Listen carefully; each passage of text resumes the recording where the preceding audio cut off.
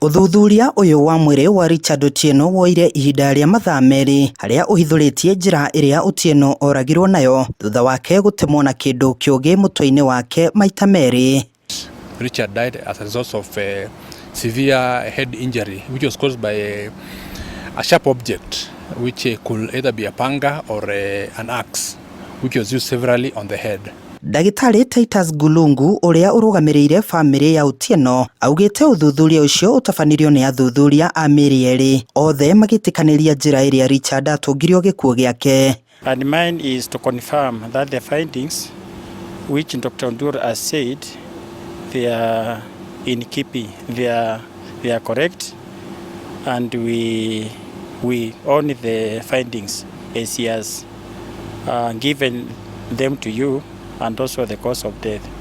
Wakiri wa family Rosalinda Wamaitha augĩte nĩ maiganĩire na ũrĩa uthuthuria utafanĩtio nĩ maabitha a DCI. I'm very satisfied because the Director of Criminal Investigation, the Department of Homicide are on the ground and they are doing work, good work. I can assure the public that, and also the doctors have done a good work.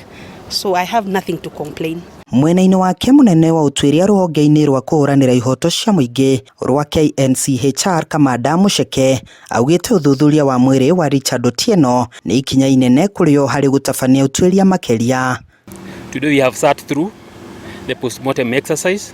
You were here the day before yesterday just to ensure that the body was well preserved. As the doctor says, yes, we confirm the body was well preserved as we confirmed last time. We have nothing much to say.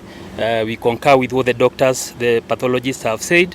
As you are aware, this is just one aspect of the investigations. Handũ-inĩ ha Inooro TV kuma kaunti-inĩ ya Kericho, niĩ njĩtagwo Joel Kimani wa Njuguna.